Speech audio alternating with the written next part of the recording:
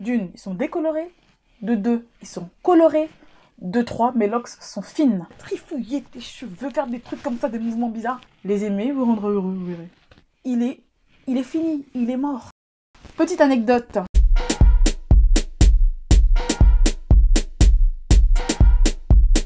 Salut à tous, c'est Kay. J'espère que vous allez bien. Moi, ça va à 400%. Impeccable. Alors, aujourd'hui, on va parler de quelque chose de très important. On va parler de la santé de nos cheveux, la santé de nos locks, plus particulièrement de la casse. Vu que moi, j'ai des locks assez fines, on me pose souvent la question à savoir, est-ce que tu as déjà eu des locks qui se sont affinés, cassés, etc. Alors, j'ai déjà eu des locks qui se sont affinés. Ça m'est déjà arrivé. Je les ai réparés. Je vous montrerai dans une prochaine vidéo comment je répare une lock qui se serait affinée, fragilisée quoi. Sinon, pour éviter la casse de vos locks, j'ai quelques petits conseils à vous donner. Alors, premièrement, faut éviter de trop souvent les resserrer ou les twister. C'est-à-dire qu'il faut laisser vivre vos cheveux. Il faut laisser une période où vous n'allez pas toucher aux racines. Si vous pouvez résister à la tentation, c'est bien de les laisser un petit peu tranquillement respirer, en ne les resserrant pas tout le temps, en ne faisant pas tout le temps du crochet.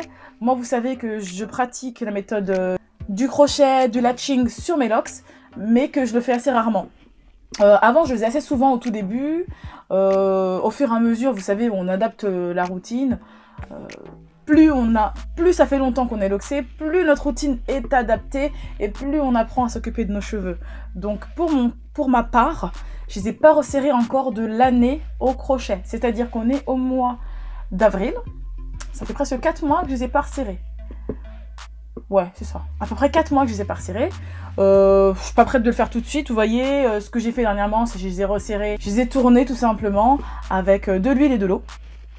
Tout simplement. J'ai pas fait plus compliqué que ça. Donc ce que je pourrais conseiller, si je peux me permettre, ce serait de les twister, si vous voulez, 2 fois par mois maxi, si vous pouvez tenir.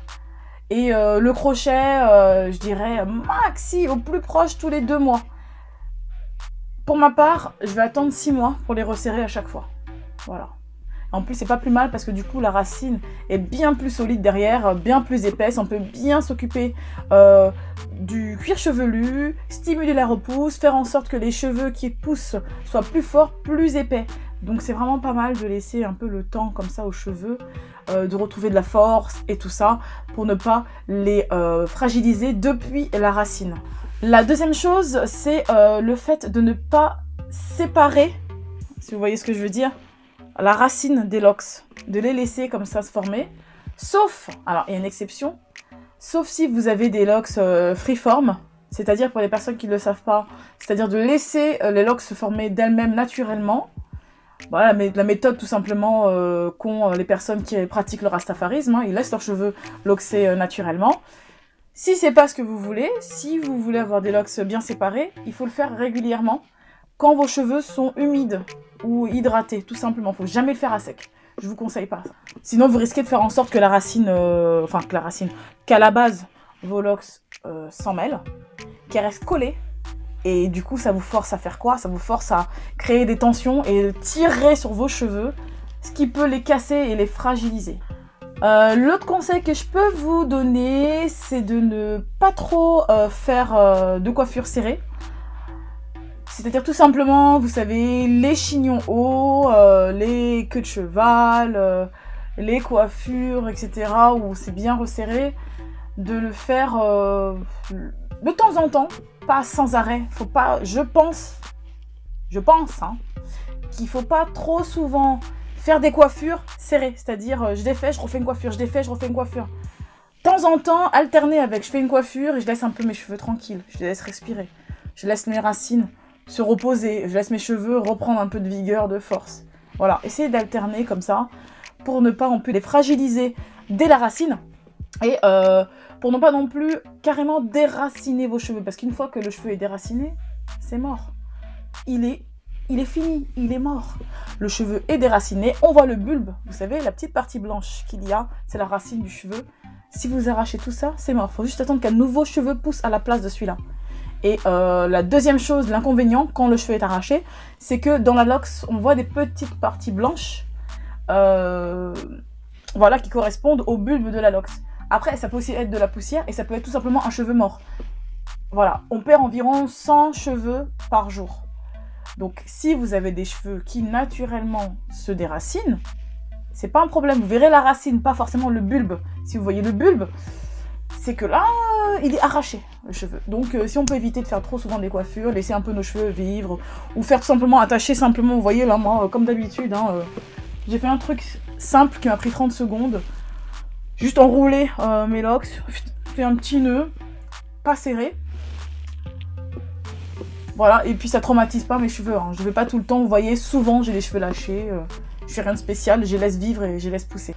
Alors, souvent on m'a parlé de mes cheveux décolorés. D'une, ils sont décolorés. De deux, ils sont colorés. De trois, mes locks sont fines. On m'a déjà demandé, est-ce que ça ne casse pas tes cheveux? Non. Mes cheveux vont bien. Après, ce que je fais, moi, c'est que déjà, oui, ils sont décolorés, mais je les ai décolorés il y a très longtemps. Comme vous pouvez le voir, j'ai toute la racine de mes cheveux qui est noire. Donc, qui est ma couleur naturelle, bien évidemment. Et donc, mes cheveux sont décolorés. Je les ai décolorés la dernière fois l'été dernier, donc été 2017. On est en avril 2018. Ça fait un petit bout de temps. Et la deuxième chose, c'est que quand je me décolore les cheveux, je vais décolorer que la racine. Je vais pas m'amuser à mettre du décolorant sur toute ma longueur, parce que cette partie-là est déjà décolorée. Donc, on peut dire en quelque sorte un petit peu fragilisée. Hein. Les cheveux, ils gardent pas la même vigueur. De toute façon, une fois que chimiquement, vous avez modifié la structure du cheveu, il est un petit peu altéré, quoi. Sa forme est un petit peu entamée. Ce qui est normal. Après, derrière, il faut faire des soins et tout pour pouvoir le maintenir à un niveau correct. Hein, pour éviter que le cheveu se casse et tombe. Mais donc, ce que je fais, moi, voilà. Ce que je fais, c'est que je vais juste décolorer la racine des cheveux une fois par an. Voilà. C'est pas un truc qui me dérange, moi, d'avoir la racine noire. Après, si vous voulez faire plus souvent, vous pouvez très bien. Mais je vous conseille de décolorer que la racine, que la partie où vos cheveux sont de votre couleur naturelle. Et ensuite, de faire votre coloration. Moi, le truc aussi qui fait que mes cheveux ne se cassent pas, c'est que oui, je décolore mes cheveux, donc c'est déjà... c'est assez costaud, quoi, quand même, comme produit que j'utilise. Il y a de l'ammoniac et tout, ça décape pas mal. Bon, je fais des soins et tout, mais ma coloration, c'est pas une vraie coloration. Pour les personnes qui ne le savent pas, voilà, je vais vous mettre le lien de la vidéo où je me colore les cheveux. Vous verrez que moi, j'utilise que de la coloration semi-permanente. C'est-à-dire que c'est une coloration qui n'est pas une coloration. C'est clair? C'est-à-dire que ce sont des pigments. Donc c'est comme si je maquillais les cheveux. C'est juste du maquillage qui s'en va au fur et à mesure des shampoings. C'est tout. Donc c'est pas agressif pour le cheveu. Ça a une odeur de crème Nivea ou crème voilà, classique. On sent bien que, voilà, même sur les mains, c'est-à-dire que je mets des gants, mais même si j'en ai sur les mains, bah, ça part avec du savon, tout simplement. J'ai pas besoin d'aller mettre un solvant, quelque chose de très agressif pour l'enlever.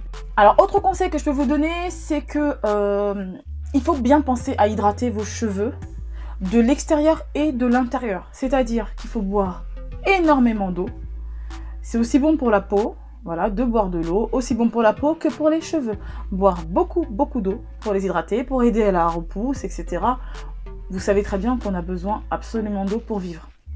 Donc, hydratez un max. Si vous pouvez adapter votre alimentation, c'est mieux. Mais bon, je ne suis pas un exemple à suivre. Hein. Là, je suis en train de reprendre une alimentation correcte. À venir dans une prochaine vidéo, je suis en train de perdre du poids. Si vous avez peut-être un petit peu suivi mon parcours, j'avais un peu mis en stand-by mon activité sportive que j'ai repris. Et je vous prépare une petite vidéo parce que bon, voilà, c'est mon évolution. Ma perte de poids, ça arrive, ça arrive, ça arrive, et je vais vous montrer un petit peu comment je mange.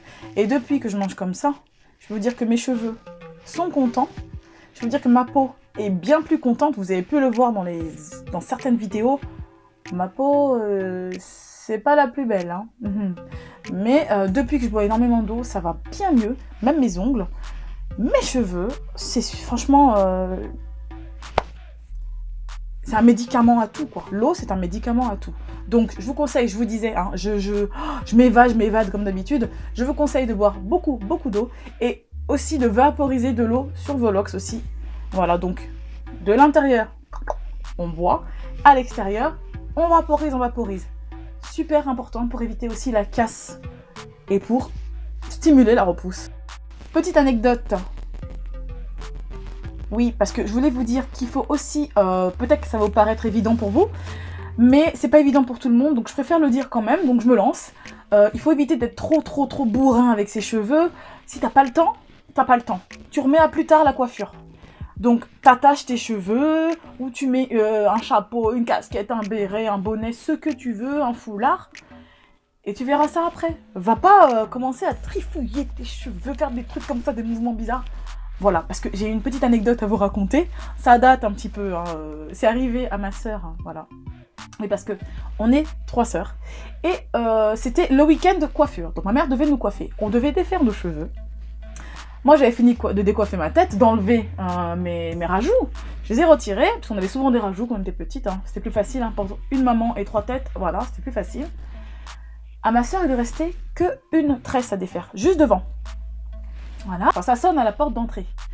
C'est notre tati qui était venue nous rendre visite, tout simplement.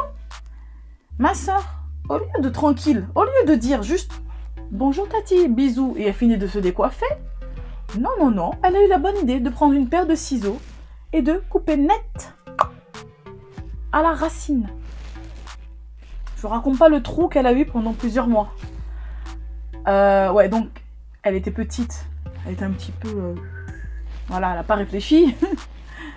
Mais si vous pouvez vous-même éviter de faire des choses dans la précipitation, prenez votre temps avec vos cheveux. Vous voyez? Vous verrez après, pour pas avoir de regrets après. Voilà. Bon, et puis je terminerai avec juste ça. Tout simplement, aimez vos cheveux. Apprenez à les aimer. Apprenez à aimer votre nature de cheveux. Apprenez à aimer vos locks. Si vous n'aimez pas, vous changez. Tout simplement. Apprenez à les aimer, peu importe la forme dans laquelle ils sont. Si ça vous plaît pas, vous changez. N'écoutez pas les gens qui vous diront « Non, mais ça c'est mieux et ça c'est mieux ». Tant que t'es pas bien avec tes cheveux, fais ce que tu veux. Et une fois que tu as trouvé, tu changes pas. D'accord? Apprenez à les aimer. Les aimer vous rendra heureux, vous verrez. Après, il n'y a pas que ça qui rend heureux dans la vie, on est d'accord. Mais c'est tout. En fait, si tu veux, c'est peut-être une petite parenthèse love. Mais franchement, vous verrez. Hein. Peut-être que vous vous dites, elle est folle celle-là, mais ce que je dis n'est pas si évident pour tout le monde. Donc voilà, apprenez à aimer vos cheveux et vous verrez qu'ils vous le rendront bien. Et ce sera tout pour cette vidéo.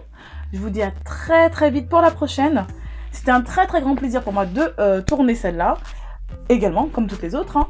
Si vous avez des questions à me poser, si vous avez des idées concernant d'autres sujets à traiter, n'hésitez pas comme d'habitude, laissez-moi un petit message juste en bas au niveau des commentaires. Je me ferai un plaisir de traiter ce sujet. Je vous dis à très vite. Bye bye.